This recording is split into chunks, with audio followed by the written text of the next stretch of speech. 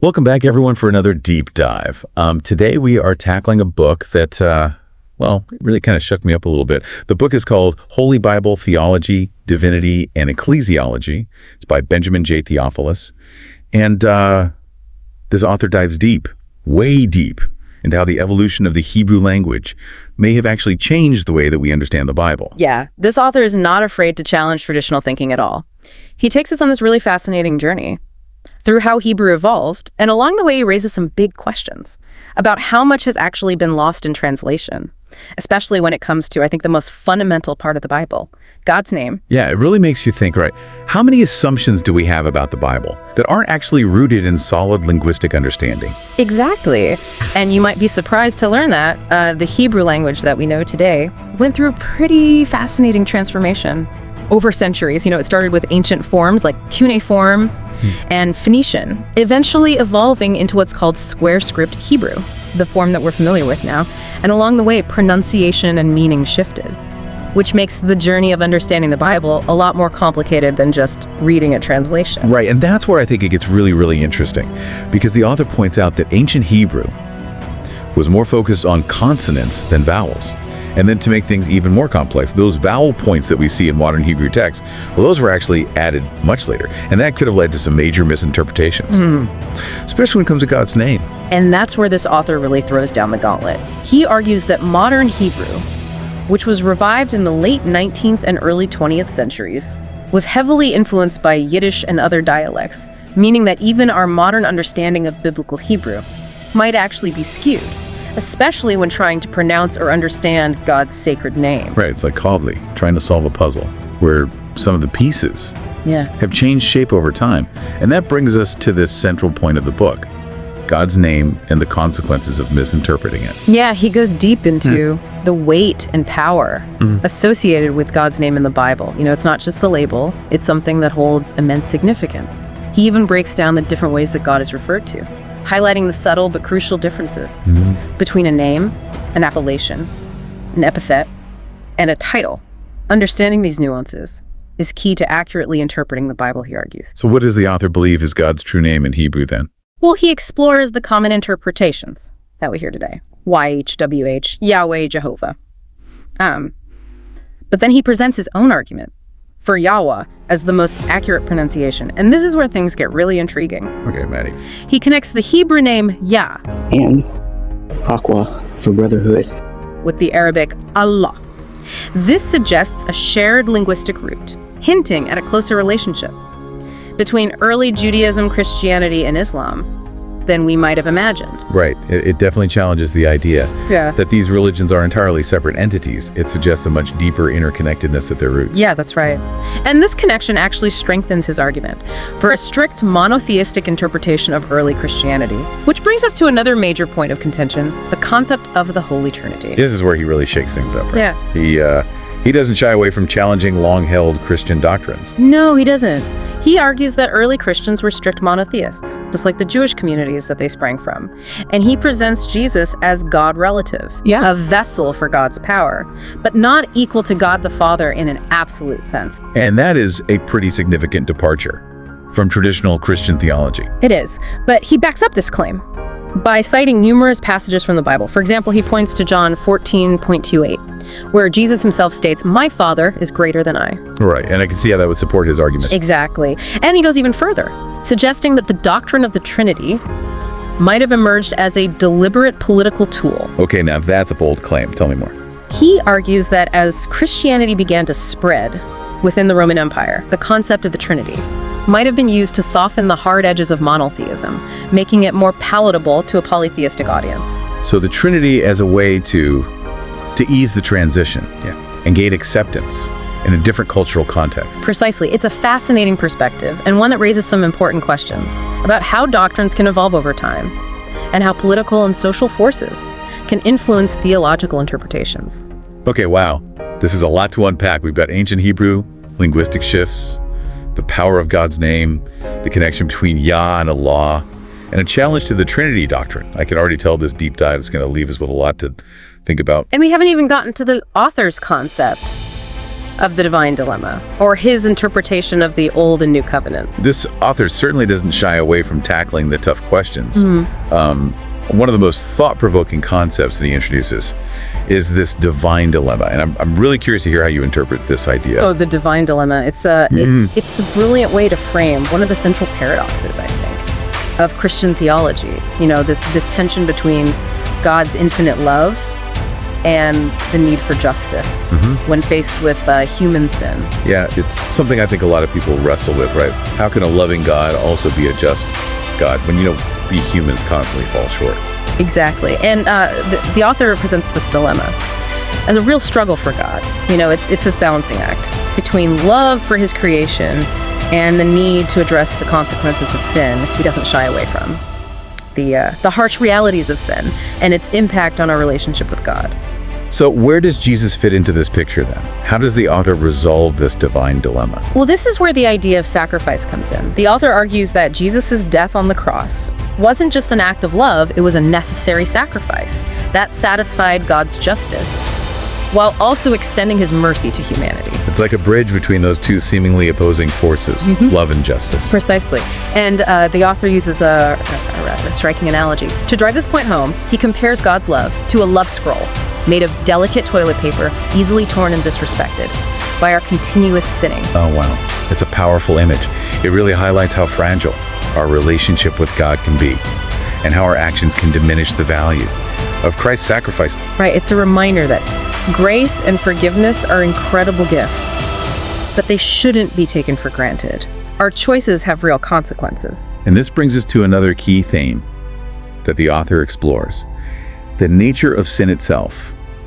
What is his take on why we humans seem so prone to messing things up? He emphasizes the concept of free will. He argues that we were created in God's image, which includes the ability to make choices, both good and bad.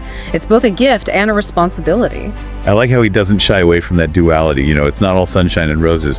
There's a real weight to our choices. Yeah, and he uses the classic story of Adam and Eve to illustrate this point. They had the freedom to choose obedience, but they were also tempted by the possibility of knowledge and self-determination, and their choice to disobey had far-reaching consequences, not only for themselves, but for all of humanity. Well, it's a reminder that our actions can have ripple effects, impacting generations to come. It makes you think about the choices that we're making today and how they might affect the future. Absolutely. And this idea of consequences and choices ties directly into the author's discussion of the Old and New Covenants. He sees the Old Covenant with its strict laws and emphasis on ritual purity as a kind of preparatory stage for the deeper spiritual truths revealed in the New Covenant through Jesus. So it's not about throwing out the Old Testament entirely, but rather understanding how it points towards a more profound relationship with God. Exactly. And he introduces a concept, he calls it contrast divergence, which suggests that God allowed deviations from his laws in the Old Testament as a way to teach through negative examples. It's like saying, look, this is what happens when you choose to go your own way. There are consequences. It's a different way of looking at those stories of disobedience and punishment in the Old Testament. They become more than just historical accounts. They're lessons, warnings, guideposts. Exactly. And with the coming of Jesus, we see a shift from the Mosaic priesthood, based on lineage and ritual, to the Melchizedek priesthood, which is centered on Jesus as the eternal high priest and king. And for listeners who might not be familiar, Melchizedek was this mysterious figure mentioned in Genesis, the priest-king who blessed Abraham. And the author uses this figure to highlight the unique and transcendent nature of Jesus's priesthood. So it's a shift from a focus on external rules and rituals to a more internalized faith, centered on a personal relationship with Jesus. Exactly. And he also highlights how certain Old Testament laws, like dietary restrictions, are reinterpreted in the New Covenant. It's not about rigidly adhering to the letter of the law anymore, but about embracing the spirit of the law, which is summed up in the two greatest commandments: love God and love your neighbor. It's a beautiful and challenging message. Love becomes the ultimate fulfillment of the law. Yeah, and this emphasis on love and spiritual transformation carries through to the author's vision of the ideal church structure he draws inspiration from. The early Christian church, described in the book of Acts, which was characterized by unity, communal living, and a strong emphasis on the guidance of the Holy Spirit. So what does this ideal church look like in practice then? How is it structured? Well, he advocates for a hierarchical system with local, regional, national, and even global councils, all working together to maintain unity and ensure sound doctrine. He places great importance on the role of elders, or episcopos, who are responsible for overseeing and guiding the church. He's very specific about the terminology, isn't he? It seems like every word is carefully chosen. You're absolutely right, and this is particularly evident in his strong critique of any church leader who takes on the title Father. He sees this as a direct violation of Jesus' teachings in the Gospels, where he explicitly instructs his followers not to call anyone on earth Father. It's a pretty radical stance, especially considering how ingrained that title is in many Christian traditions. It is. He also outlines the three main functional roles within the church. The mulok episkopos, elder bishop, who governs, the apostolos, apostle, who spreads the gospel, and the diakonos, deacon, who serves. The practical needs of the congregation. And he stresses that these roles can overlap, and that individuals might be gifted in multiple areas. So it's about recognizing and utilizing Yeah. the diverse gifts within the body of believers. Exactly. And he emphasizes the importance of unity and cooperation between different churches. It's not about competition or isolation, but about working together as a unified body to spread the gospel and serve God's people. It's a vision of the church that's both structured and spirit-led, rooted in tradition but also open to the guidance of the Holy Spirit. And speaking of roots, the author returns to the topic of language in the final section of the book, expressing deep concern about the accuracy of modern Hebrew and its potential to distort our understanding of the Bible. He's come full circle, hasn't he? We started with the evolution of the Hebrew language, and now we're back to grappling with the potential consequences of those linguistic shifts. Yeah, it's fascinating how this author weaves together these seemingly disparate threads like language history theology, into this cohesive and thought-provoking narrative. I agree. It's like he's pulling back a curtain and revealing this whole new layer of depth and complexity to the Bible. Yeah. It's both exciting and a little unsettling, isn't it? Definitely. And he reminds us that language is a living thing constantly evolving. And as Hebrew has morphed over centuries, so too has our potential for misinterpreting its original meaning. Yeah, and he specifically points to the Jewish diaspora. The scattering of the Jewish people across the globe is like a major turning point as Hebrew came into contact with other languages and dialects. Its purity, as he sees it, became diluted. Right. He even points to the work of Eliezer ben Yehuda, the father of modern Hebrew, who revived the language in the late 19th and early 20th centuries. And while this revival was a remarkable achievement, the author argues that ben Yehuda drew heavily on Yiddish and other influences, potentially introducing inaccuracies into our understanding of ancient biblical Hebrew. So even our best efforts to reconstruct the past can sometimes lead to unintended consequences, huh? Yeah, and those consequences, he argues, are most significant when it comes to interpreting God's name. He believes that the true pronunciation and meaning of God's name have been obscured by these linguistic shifts impacting our understanding of God's character and nature. It's like trying to tune a radio to the right frequency. Yeah. If you're even slightly off, you might miss the clarity of the signal. That's a great analogy, and he uses the example of the Samaritan Pentateuch, an ancient version of the first 5 books of the Bible, which differs from the Masoretic text, the Hebrew text used as the basis for most modern translations. And these variations highlight the diversity of interpretations that have arisen over time. Right. It underscores the fact that there isn't always a single definitive answer when it comes to interpreting ancient texts. It requires careful consideration of multiple perspectives and an understanding of the historical and linguistic context. Exactly. The author's ultimate call is for a return to the roots of Hebrew, a deep dive into its ancient forms and more rigorous approach to translation. He believes that by understanding the nuances of the original language, we can unlock a richer, more accurate understanding of the Bible. It's a call for humility and a recognition that our understanding is always evolving. It's about engaging with the text as a dynamic conversation partner, not a static set of rules.